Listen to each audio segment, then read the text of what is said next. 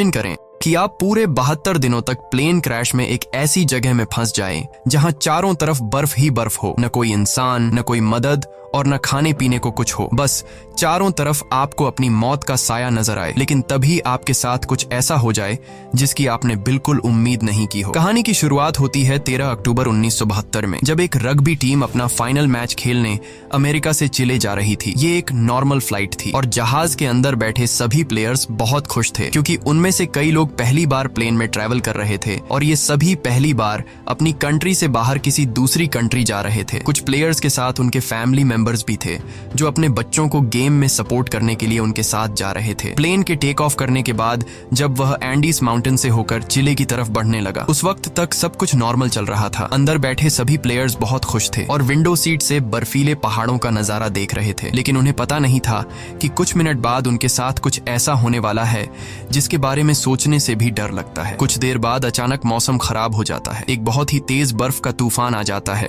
जिससे जहाज तेजी से झटके खाने लगता है। झटके लगने की वजह से सभी पैसेंजर्स घबरा जाते हैं, लेकिन अंदर बैठा एक पैसेंजर बताता है कि जब कोई प्लेन पहाड़ों के ऊपर से गुजरता है तो प्लेन में टर्ब्यूलेंस होता है, यानी ये कोई खतरे की बात नहीं है, जल्द ही सब कुछ नॉर्मल हो जाएगा। लेकिन जैसे जैसे ये प्लेन आगे बढ़ रहा था, इसका टर्ब्यूलेंस भी बढ़ता जा रहा था। जहाज अब और तेजी से झटके खाने लगा। प्लेन के अंदर मौजूद सारा सामान इधर उधर गिरने लगा। ये देखकर लोगों के बीच हलचल मच गई। पायलट्स जहाज को संभालने की कोशिश कर रहे थे, मगर अब जहाज कंट्रोल से बाहर हो गया था। इससे पहले कि पायलट्स कुछ कर पाते, सामने एक पहाड़ आता है और ये जहाज सामने के पहाड़ से जा टकराता है और दो हिस्सों में अलग हो जाता है। एक प्लेयर तो जहाज के टकराते ही प्लेन के पिछले पार्ट के साथ ही उड़ जाता है और हवा में गायब हो जाता है, जबकि प्लेन का आगे का हिस्सा तेजी से रगड़ते हुए बर्फ की एक बड़ी सी चट्टान से जा टकराता है। ये टकराव इतना तेज था कि प्लेन की सभी सीट्स एक दूसरे के साथ चिपक जाती हैं, जिसमें कई लोग कुचल कर मारे गए। अब जो लोग इस एक्सीडेंट से बच गए थे, उन्होंने खुद को संभाला और कैबिन में मौजूद बाकी लोगों की मदद करने लगे। कुछ प्लेयर्स जल्दी से पायलट्स के पास पहुंचे और उन्हें बाहर निकालने की कोशिश की, लेकिन इस दौरान ये दोनों पायलट्स भी मारे गए थे। ये एक बहुत ही दर्दनाक माहौल था। हर तरफ खून ही खून फैला हुआ था। चारों तरफ लाशें बिखरी हुई थीं। इस प्लेन में टोटल 45 लोग ट्रैवल कर रहे थे, मगर इस क्रैश के बाद 18 लोगों की जान चली गई और सिर्फ 27 लोग जिंदा बचे। अब चूंकि इस जहाज ने शाम को टेक ऑफ किया था, इसलिए थोड़ी देर में ही रात हो गई। बाहर का टेम्परेचर तेजी से गिरने लगा। ठंड इतनी ज्यादा हो चुकी थी कि वो लोग बर्दाश्त नहीं कर पा रहे थे। अब ठंड से बचने के लिए ये लोग वहां पर मौजूद सामान और डेड बॉडीज का इस्तेमाल करके प्लेन के सभी होल्स को बंद कर देते हैं ताकि बाहर की ठंडी हवा अंदर ना आ सके, और ये सभी लोग ठंड से बचने के लिए एक दूसरे के साथ चिपक कर बैठ गए। इन सभी की हालत काफी खराब थी। ये अभी भी काफी गहरे सदमे में थे, क्योंकि उन्हें समझ आ चुका था कि ये लोग अब नहीं बच पाएंगे। खैर, जैसे तैसे करके इन लोगों ने रात गुजारी। जब सुबह धूप निकली तो उन्होंने देखा कि 4-5 और लोग ठंड की वजह से मर गए हैं। लेकिन अच्छी बात यह थी कि अब तूफान रुक चुका था। बाहर का मौसम नॉर्मल हो चुका था। जब ये लोग प्लेन से बाहर आए तो उन्हें दूर दूर तक चारों तरफ सफेद बर्फ के अलावा और कुछ भी नहीं दिखाई दिया। अब इन लोगों को जल्द से जल्द इस जगह से निकलना होगा, क्योंकि ये लोग यहाँ ज्यादा दिन तक जिंदा नहीं रह पाएंगे। इनके आसपास न तो कोई घर था, न ही कोई जानवर और न ही कोई पेड़ पौधे जिनसे ये लोग सरवाइव कर सकें। अब सबसे पहले इन लोगों ने प्लेन की सीट्स को बाहर निकाला ताकि प्लेन के अंदर सभी के सोने की जगह बन सके। उसके बाद उन्होंने घायल लोगों को धूप में लिटाया ताकि उनकी बॉडी गर्म हो सके, और ये लोग पानी पीने के लिए बर्फ को पिघलाकर एक एक बूंद करके पानी जमा करने लगे। उसके बाद उन्होंने सभी लोगों का सामान इकट्ठा किया। कोई काम की चीज मिलने पर उसे एक अलग सूटकेस में रखते गए। अब जो लोग इस एक्सीडेंट में मारे गए थे, उनकी बॉडीज को कुछ लोग प्लेन से दूर लाते हैं और उन्हें बर्फ से ढक देते हैं ताकि उन्हें सड़ने से बचाया जा सके। और जब यहाँ मदद पहुंचे तो ये लोग उन डेड बॉडीज को अपने साथ ले जा सकें। जब चीजें थोड़ी सुलझ गईं तो इन लोगों ने सुकून की सांस ली। इन सभी को बहुत ज्यादा भूख लगी हुई थी। अब बचे हुए खाने में से एक एक टुकड़ा सब में बांटा गया। वैसे तो खाने का ये एक टुकड़ा बहुत ही कम था, पर जिंदा रहने के लिए इतना काफी था। हालांकि सब जानते थे कि यह खाना उन्हें तब तक चलाना होगा जब तक उनके पास कोई मदद न पहुंचे। सबको लगा कि अब तक गवर्नमेंट को पता चल चुका होगा कि उनका प्लेन क्रैश हो चुका है और जल्द ही इन लोगों को रेस्क्यू कर दिया जाएगा।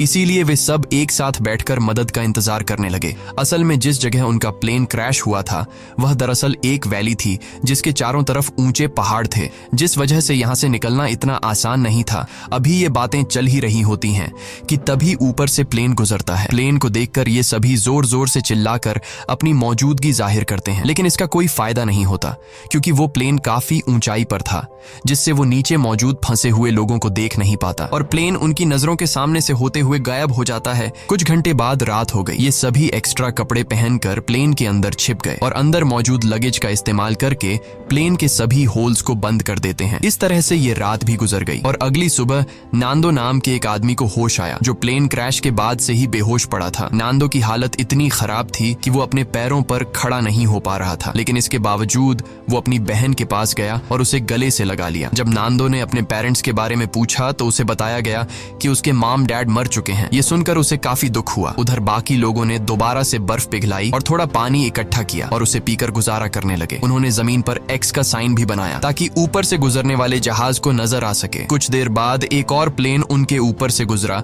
जिसे देखकर ये लोग बहुत खुश हो जाते हैं और इन लोगों ने शीशे चमकाकर उसका ध्यान खुद की तरफ खींचने की कोशिश की, लेकिन ये प्लेन भी उन्हें इग्नोर करके चला गया।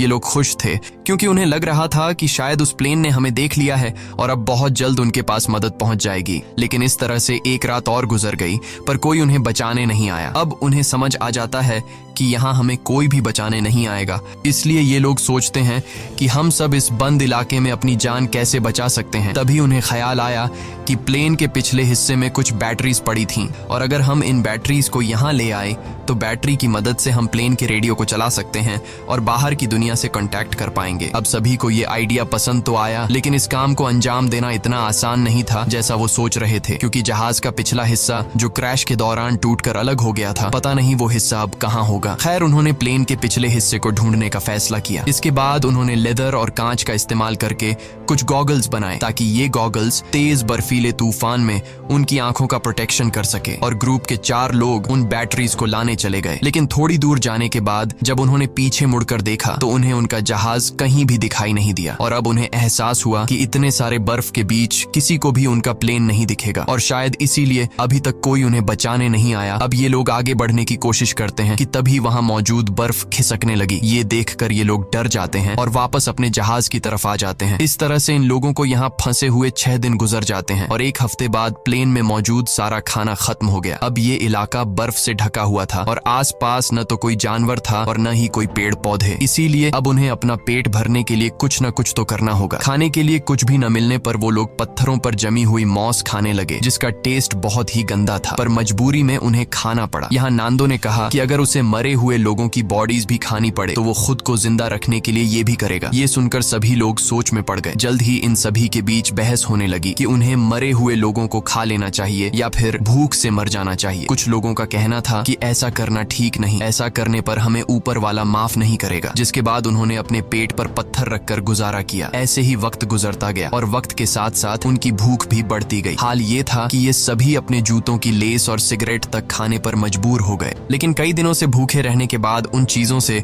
उनकी भूख कहाँ मिटने वाली थी। ऐसे ही कुछ दिन और गुजर गए और भूख के चलते नंदो की बीमार बहन मर गई। नांदो ने अपने माता पिता के साथ साथ अपनी बहन को भी खो दिया। इस तरह से वक्त गुजरता गया और इन लोगों ने जैसे तैसे करके खुद को 9 दिनों तक जिंदा रखा, लेकिन अब तक उनकी भूख इतनी बढ़ चुकी थी कि उनके दिमाग ने भी काम करना बंद कर दिया था और अब उनकी मौत उनसे सिर्फ 1 कदम दूर थी। अब उनके पास कोई और दूसरा चारा नहीं था, इसीलिए उन्होंने उन डेड बॉडीज को खाने का फैसला किया। सबसे पहले 4 लोग प्लेन से बाहर गए और लाशों को काटकर खाने लगे। उन्हें खाते देख कुछ और लोगों ने भी अपना मन बदल दिया और वे भी उनके पास गए अपना पेट भरने के लिए। लेकिन 5 लोग ऐसे थे जिन्हें अपनी मौत तक मंजूर थी, पर किसी दूसरे इंसान को खाना ठीक नहीं समझा। अगले दिन से ये लोग लाशों को दूर ले जाकर काटने लगे ताकि इन 5 लोगों को कोई तकलीफ न हो। यहाँ पर नुमा नाम के एक लड़के को बर्फ में दबा एक सूटकेस मिला। सूटकेस को खोलने पर उन्हें अंदर एक रेडियो मिला। रेडियो को ऑन करने के बाद उन्हें पता चलता है कि इसमें सिग्नल नहीं है, जिसके लिए इन लोगों ने चीजों को जोड़कर एक एंटेना बनाया और इस रेडियो पर उन्होंने एक न्यूज सुनी जिसमें बताया जा रहा था कि सरकार ने इनके खोज में कई रेस्क्यू ऑपरेशंस चलाए थे और 66 के करीब हवाई जहाजों को उनकी तलाश में भेजा था। लेकिन इतनी कोशिशों के बावजूद जब इन लोगों का कोई अता पता नहीं चल सका तो सरकार ने उन्हें मरा हुआ डिक्लेयर कर दिया। इसीलिए अब गवर्नमेंट ने इन लोगों को ढूंढना बंद कर दिया है। ये खबर सुनकर ग्रुप के सभी लोगों की हिम्मत टूट गई और उनके जिंदा बचने की सारी उम्मीदें मिट्टी में मिल गईं। अब उन बचे हुए 5 लोगों में से जिन्होंने डेड बॉडीज को खाने से इनकार कर कर दिया था। उनमें से 4 लोगों ने भी मांस खा लिया क्योंकि वे जान चुके थे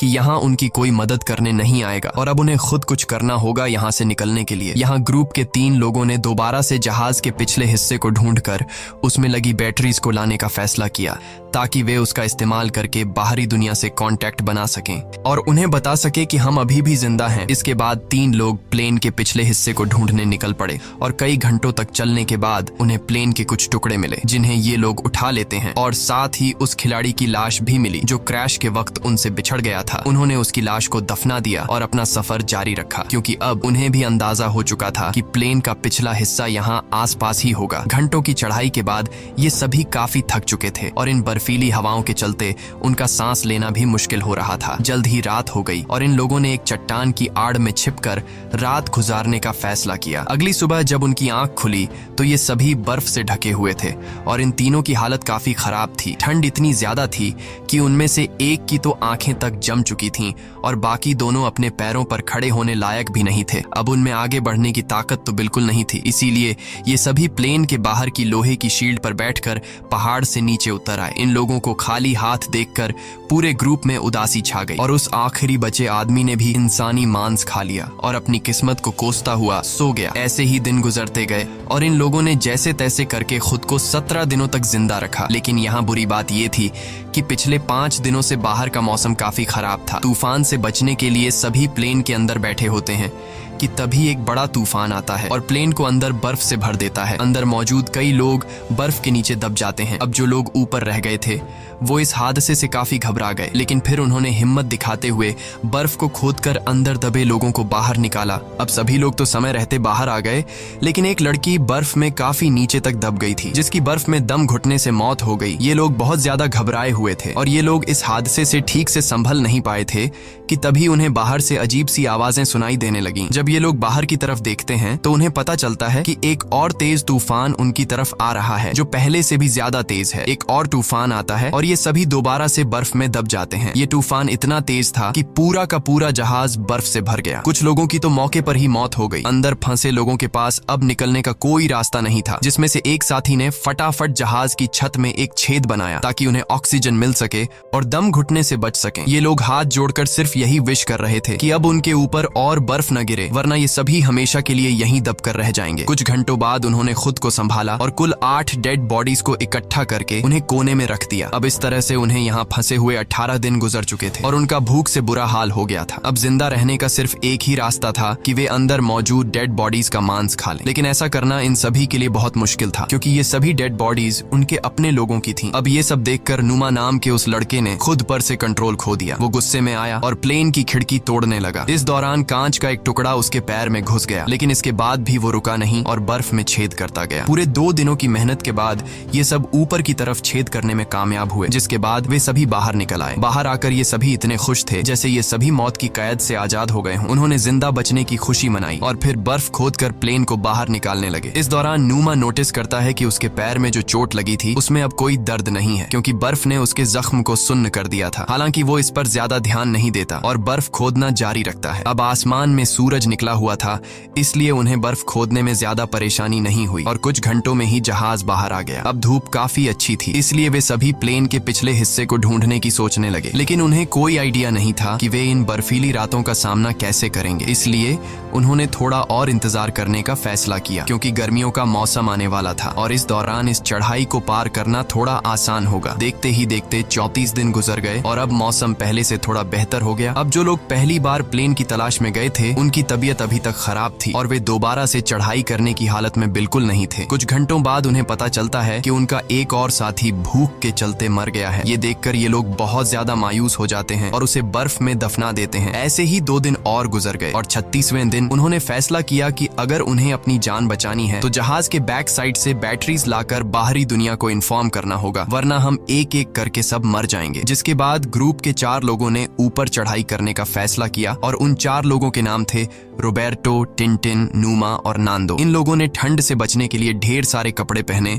और प्लेन की तलाश में निकल पड़े, लेकिन कई घंटों तक चलने के बाद भी उन्हें उनका प्लेन कहीं दिखाई नहीं दिया। तभी नूमा की तबीयत बिगड़ने लगी और वो चक्कर खाकर गिर जाता है। यहाँ बाकी लोगों ने देखा कि उसके पैर की चोट में इन्फेक्शन फैल चुका है, इसीलिए वे सब तय करते हैं कि वापस नूमा को नीचे ले जाएंगे, लेकिन नूमा ने ऐसा करने से मना कर दिया। उसने अकेले ही नीचे जाने का फैसला किया और बाकी लोगों से आगे बढ़ने को कहा। अब नूमा प्लेन के पास तो लौट आया, लेकिन उसकी हालत इतनी खराब थी कि वहां पहुंचते ही वो बेहोश हो गया। थोड़ी देर बाद जब उसे होश आया तो उसने देखा कि उसके साथी प्लेन से बर्फ हटाने की कोशिश कर रहे थे। वो भी उनकी मदद करना चाहता था, लेकिन कमजोरी के मारे वो हिल तक नहीं पा रहा था। दूसरी तरफ वे तीन साथी कई घंटों का सफर तय करने के बाद उस जगह पहुंच जाते हैं जहां प्लेन का पिछला हिस्सा था, जो चट्टान से टकराने के बाद टूट गया था। इसे देखकर ये तीनों बहुत खुश हो जाते हैं और प्लेन के पिछले हिस्से के पास जाते हैं। जब ये तीनों जहाज की जांच करने लगे तो उन्हें बैटरीज के अलावा और भी बहुत कुछ मिला, जैसे कि ढेर सारे कपड़े, रम की बॉटल्स और कई सारे सिगरेट के पैकेट्स। ये लोग सामान लेकर वापस अपने प्लेन के पास आते हैं,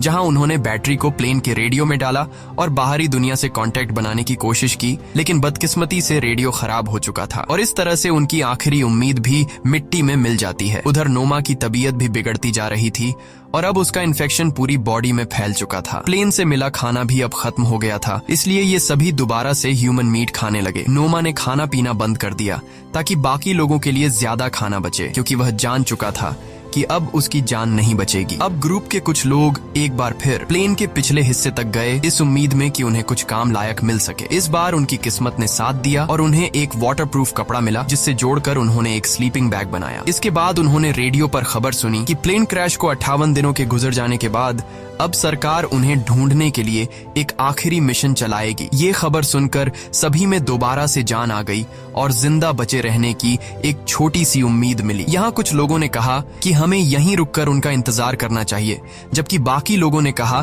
कि अगर हम यहीं रहेंगे तो कोई भी हमें देख नहीं पाएगा, इसलिए हम में से कुछ लोगों को पैदल चलकर मदद बुलानी चाहिए। रात को नोमा की तबीयत बहुत ज्यादा बिगड़ने लगी। वह अपनी जिंदगी की आखिरी सांसें ले रहा था। मरने से पहले उसने सभी से कहा कि जब मैं मर जाऊं तो तुम सब मुझे अपना खाना बना लेना। ये शब्द कहकर नोमा की मौत हो गई। नोमा के इन आखिरी शब्दों से सबको हिम्मत मिलती है और उन्हें नोमा के पास से एक लेटर मिला। उस लेटर में नोमा ने लिखा था कि वह बहुत खुश है कि वह अपने दोस्तों के बीच मरा, क्योंकि उसे इससे अच्छी मौत नहीं मिल सकती। अब नोमा का लेटर पढ़कर सभी के अंदर एक अलग सा जोश आ गया और ग्रुप के 3 लोग दोबारा से मदद की तलाश में निकल पड़े। इन तीनों ने एक स्लीपिंग बैग और ढेर सारा खाना लेकर अपना सफर शुरू किया। इस बार इन तीनों ने ठान लिया था कि वे हर हाल में इन पहाड़ों को पार करेंगे और चिले तक पहुंचकर सबके लिए मदद बुलाएंगे। ये तीनों बिना रुके चढ़ाई करते रहे और जब रात हुई तो वे उस स्लीपिंग बैग के अंदर सो गए। अगली सुबह उन्होंने फिर से अपनी चढ़ाई शुरू कर दी। टिंटिन ने अपना खाना इन दोनों को दे दिया और खुद वापस लौट गया, ताकि ये दोनों इस सफर को आसानी से पूरा कर सकें। हालांकि ये सफर काफी लंबा और चैलेंज से भरा हुआ था, लेकिन फिर भी इन दोनों ने हार नहीं मानी और आगे बढ़ते रहे। और आखिरकार 10 दिनों तक लगातार चलने के बाद इन दोनों की मेहनत रंग लाई। वे एक ऐसे इलाके में पहुंचे जहां ऊपर के मुकाबले बर्फ काफी कम थी। इन दोनों को एक साफ पानी की नदी भी मिली, जहां रुककर उन्होंने ढेर सारा पानी पिया। तभी कुछ ऐसा हुआ जिसकी किसी ने उम्मीद नहीं की थी। उन्हें घोड़े पर सवार एक आदमी दिखा जो नदी के उस पार खड़ा था। पहले तो इन दोनों को उस आदमी को देखकर अपनी आंखों पर यकीन नहीं हुआ। वे समझ रहे थे कि जैसे वे सपना देख रहे हैं, पर जल्द ही उन्हें एहसास हुआ कि यह भ्रम नहीं बल्कि सच में एक इंसान है। उस आदमी को देखकर उनकी खुशी का ठिकाना नहीं रहा। उन्होंने जोर जोर से चिल्लाकर उस आदमी से मदद मांगी, लेकिन वह आदमी उनकी बात नहीं समझ पाया, क्योंकि वह उनसे काफी दूर था और बहते पानी के शोर में कुछ सुन नहीं पा रहा था। इसलिए उसने एक पेपर और पेंसिल नदी के उस पार फेंकी ताकि ये दोनों लिखकर कुछ बता सकें। और इन दोनों ने उस कागज पर अपनी सारी कहानी लिख दी। कागज पर लिखी सारी कहानी पढ़ने के बाद ये आदमी उस कागज को लेकर सरकारी ऑफिसर के पास पहुंचा, जहां ऑफिसर को भी पता चला कि 2 महीने पहले जिस प्लेन क्रैश में हम लोगों को मरा हुआ समझ रहे थे, उनमें से कुछ लोग अभी भी जिंदा हैं। और खबर मिलते ही सरकार ने